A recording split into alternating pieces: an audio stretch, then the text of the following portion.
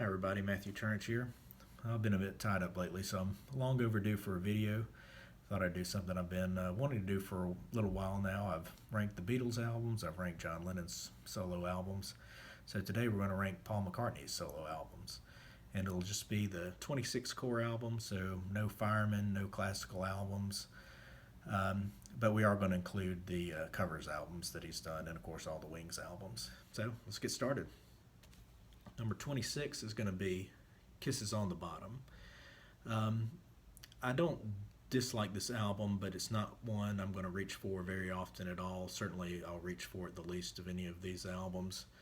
But there are some good tracks on here. It's a pleasant listen, but it's not something that really excites me too much. My Valentine is a good new track on there, a nice version of Baby's Request.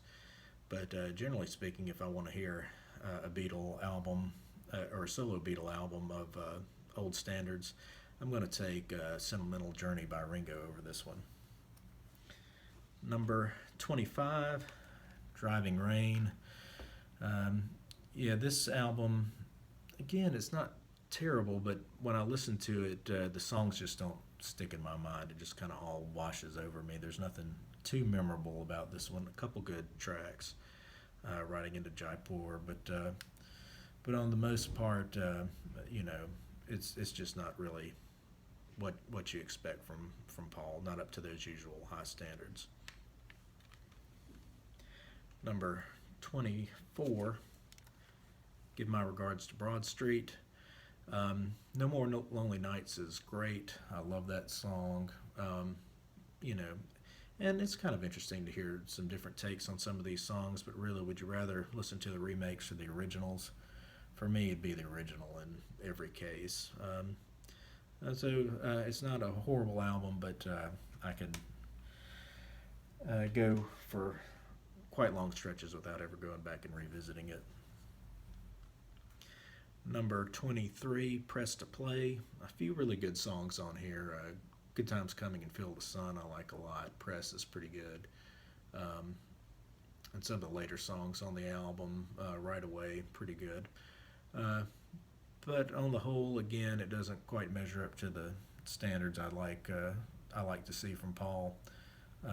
Solid, but not a really strong album all the way through for me. All right, number 22, Wildlife. Again, some good tracks on here. Dear Friend is good. I like the title track, but I feel like it needed some more pre-production. So, Paul needed to spend some more time on these songs. I mean, the idea of cutting them in the studio pretty fast is a good one, but they needed to work on the songs a little bit before they headed into the studio, I think.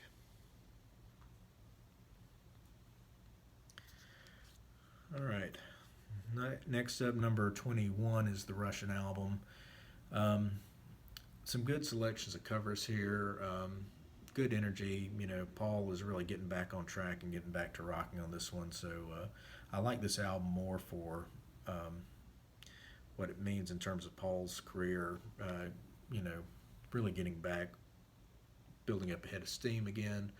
But on its own, it's fine. But I prefer the other rock and roll cover album much more over this one, and we'll come to that a little bit later. So the Russian album 21, the number 20, Wings at the Speed of Sound.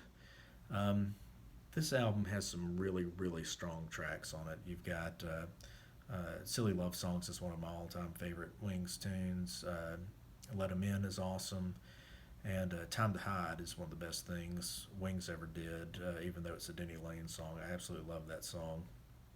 But the album as a whole is a little bit of a mixed bag. Paul was really trying to show Wings as a full band and giving everybody a chance to sing. And I think they all have good singing voices, but I mean, we want to hear Paul, don't we? So it's kind of an up and down album. The highs are really high, but it's got too many songs that are just kind of so-so. So Wings at the Speed of Sound comes in at 20. So those are all the albums that are all kind of okay. Now we start getting to albums that I think are good but not great. And so next up is Back to the Egg at number 19. I know a lot of people would rate this a lot higher. I like this album. I like several songs on it. I think Arrow Through Me and Old Siam Sir are incredibly good songs. Getting Closer I like. Baby's Request, but as a whole piece, it doesn't really grab me. I like it. I don't love it. Maybe I just need to keep spending more time with it. But number 19 is Back to the Egg. Okay, I know some people thought that might be too low. Some people are going to think this is going to be too high. I know. Number 18 is Pipes of Peace. I think this album's kind of underrated, and some of it may be nostalgia because the first thing I remember hearing from Paul as a solo artist, as when I was a kid, was seeing that video for Say Say Say on MTV. So I really love that song, and I think a lot of the songs on here are really good. And I actually like Tug of Peace. I know some people really hate on that song, but to me it's a good song. So I think Pipes of Peace is a solid album. It's not a great album, but it's a solid album, really good album, and so for me it comes in at number 18. And we start seeing another kind of step up in quality here with these next few ones. So number 17 is Flowers in the Dirt. Again, Paul getting back on track. Some really good songs on here, co-written with Elvis Costello. You got My Brave Face is a great one. Put It There is one of my all-time favorite Paul McCartney songs. And some other good ones. That Day Is Done. This one, Figure of Eight. Really, really good album. Not up to the level of being great, but just really, really good. And so that puts it in at number 17. So number 16. It's actually the follow-up, Off the Ground. And some people don't like this one as much, I know. To me, it's a really, really strong album, a solid album. I like the title track a lot. I love the guitars in there. Looking for changes. People will talk about the political nature of the lyrics, and I'm not quite as much on that either. But it's a great rocking song. Hope of Deliverance. And Wine Dark Open Sea is a great song. Come On People is a good one too. So a lot of really good songs on this album. Again, we're not quite in the territory of greatness, but just really good albums. So Off the Ground will be number 16 for me. Number 15, Red Rose Speedway. Of course, My Love is the classic off here, but to me, I like that song. I don't quite love it. What I love on this album is the stuff like Big Barn Bed, Get on the Right Thing is one of the best Wings songs in my opinion. I like the medley at the end, Little Lamb Dragonfly. So a lot of really good stuff on this album. You know, I would recommend it, of course, to any Paul McCartney fan, but we're getting closer to the truly great albums, but not quite there yet. So number 14, London Town. This album, I think, sometimes gets a little overlooked. The more I listen to it, the more this one keeps growing on me and growing on me. The title track, Cafe on the Left Bank, I'm Carrying It, starts off really strong. And I like Backwards Traveler and Cufflink a lot. I know some people aren't as big on that sort of stuff. Girlfriend is a great song with a little luck. They're all good stuff. And More Moose and Grey Goose. Gotta love that one. So again, really, really strong album right here, London Town, coming in at number 14 for me. 13, McCartney II. I think like a lot of people, when I first heard this album, I didn't immediately love it as much as I do now. This was one that was a grower for me. I always loved the first track, Coming Up. It's a great song. But some of the other stuff, Temporary Secretary, On the Way, Dark Room, One of These Days, those are all songs that I absolutely love now that didn't quite grab me as much the first time, but with each listen, my admiration of this album grows. So this is a really strong album, McCartney II at number 13. Number 12 will be New. Um, Paul has really undergone a bit of a renaissance here in the last 15 to 20 years. Uh, Really post Driving Rain, I've liked just about everything he's done, especially as far as new material, and the album New is no exception. Plenty of great songs on here. Alligator, Early Days, the title track I love. I Can Bet, probably my favorite song on this album. Really strong album. Lot of great tunes. Paul in top form. Definitely recommend it. We're starting to get into the stuff that is I would say we're getting into some great albums here with number 12, New. Number 11, I know this is another one some people rank a little bit higher. Tug of War, I do like this album a lot. As again, I said we're kind of in the great album territory. Just I like some of these other ones coming up, or all really all these other ones coming up, just a little bit more. Um, the title track, Take It Away, Somebody Who Cares is one of my favorites on here. I think it's a great Paul McCartney song, great lyrics. Wanderlust, of course, is on here. And people will slag on Ebony and Ivory. I still like that song a lot. Um, to me, the weaker points on this album would be something like Get It, love Carl Perkins, but that song never really quite came together for me. So number 11 is Tug of War. Number 10, top 10. All right, I mentioned this earlier, Run Devil Run. I think this is a tremendous album. Really well chosen cover songs by Paul. Some nice rockin' originals. The band is amazing. Of course, you got Mick Green from the Dakotas, but the big names are David Gilmour on guitar from Pink Floyd. I love Pink Floyd, and Dave plays really well on this. And I've talked before on the channel how much I absolutely love Deep Purple. And you got Deep Purple's Ian Pace on drums here. So tremendous band. They were really good live, and all the live footage I've seen, and all these great songs. But the highlight of this one has got to be No Other Baby. If you compare it to the original is a good song. But when you hear how Paul rearranged this, you can see how he's really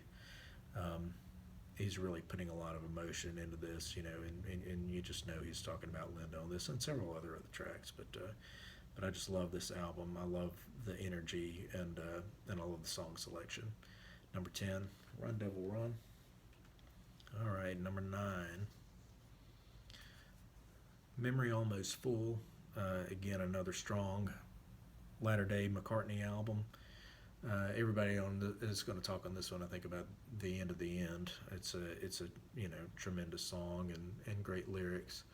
But there's so many good ones on this one. Dance Tonight, Ever Present Past, Only Mama Knows. Mr. Bellamy is probably the best one.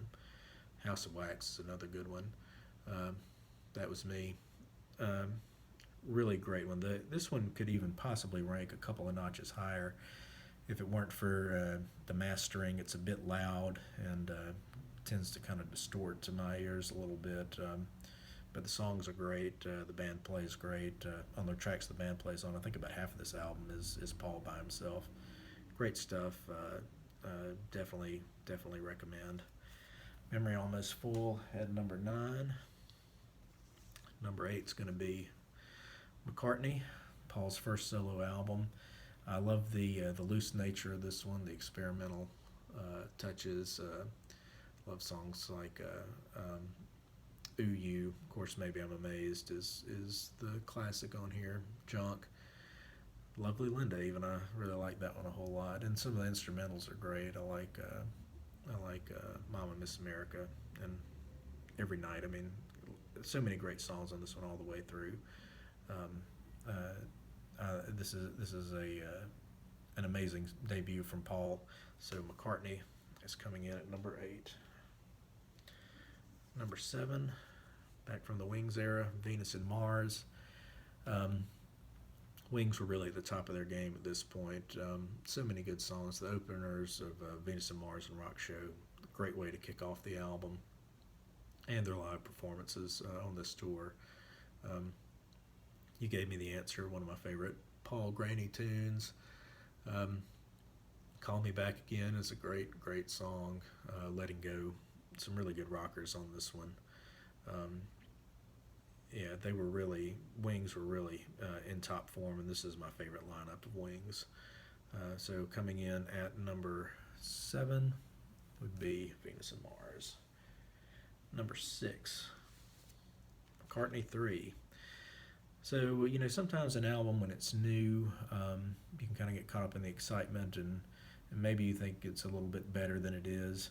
We're about 6 months on from this one, and when I go back and listen to this one, to me, it still holds up.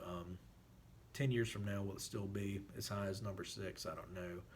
But for right now, I really think Paul really came through with this one. Long-Tailed Winter Bird and Find My Way, those two songs to open the album are tremendous. Long-Tailed Winter Bird especially I love, but Find My Way is a great Paul McCartney tune. Slidin' is the best track on the album to me. And it ends tremendously with Winter Bird, When Winter Comes. So McCartney III still holding strong for me at number 6. So number 5, again, another very recent album, and another one that over time is holding up for me, and that's going to be Egypt Station. I think this is a tremendous album. Paul really brought it on this one. That riff and Hunt You Down, if that was a song just on its own instead of part of that medley, that would probably be my favorite song on the album. Such a killer riff. But as it is, we've got such great songs as Dominoes, Back in Brazil, Who Cares, another one. That was probably my favorite on the album. As it is, I Don't Know, such a great song opening the album, and Caesar Rock. This one really, to me, is standing the test of time and holding up, coming in at number 5. Egypt Station. Number 4. Chaos and Creation in the Backyard, really the start of Paul's renaissance for me. And Paul really came up with some great tunes. He performed really well on this, playing almost all the instruments. Jenny Wren is one of my favorite Paul McCartney songs of all time. Fine Line is great. Riding to Vanity Fair, all those songs are tremendous.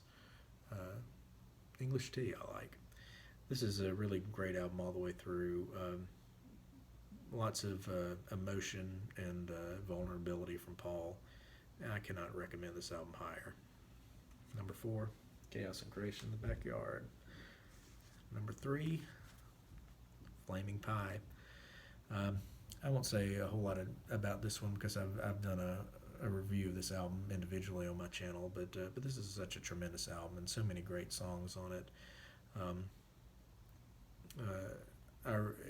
Calico Skies is one of the best things Paul ever did to me, and it's a tremendous album all the way through. Not a bad song in the bunch. Number 3, Flaming Pie. So the top 2, there's another one that I've reviewed on my channel, and that's Ram at number 2. Again, Paul was taking a lot of heat at this point in his career, but he really came through with a tremendous album, even though the critics at the time didn't react well to it. I think it's brilliant. I think Uncle Albert Admiral Halsey is a masterpiece. I think all the songs on here are great. Of course, the epic ending with Backseat of My Car, and just the killer opening of Too Many People, and everything in between is great. Heart of the Country is a highlight for me. Ram at number 2. So, of course, that makes it obvious what's number 1. And it's the album a lot of people will point to traditionally as Paul's best, but I have to agree. I think it's Band on the Run at number 1. It's absolutely tremendous album. When you think about the circumstances that Paul recorded this under, I mean, it's just amazing that it came out so well. The title track is epic. That same sort of multi-piece suite of Uncle Albert Admiral Halsey, but taking it even to another level. Jet is one of his best rockers, and from there the album just goes on, classic after classic. I know some people get tired of Let Me Roll It because he's played it so much in concert, but to me that's a song I can't get tired of. And 1985 is such a tremendous closer. Every song on here is great, and as much as I love those other albums, this is the one that I'll keep coming back to as a favorite time and time again. If you only own one post Beatles Paul McCartney album, it's got to be Band on the Run. So there's my Paul McCartney albums ranked from my least favorite up to my favorite. I hope you enjoyed it, and love to hear your thoughts. I'm sorry if I ranked one of your favorites too low or one of your least favorites too high, but those are just my opinions, and love to hear what yours are. Thanks for watching.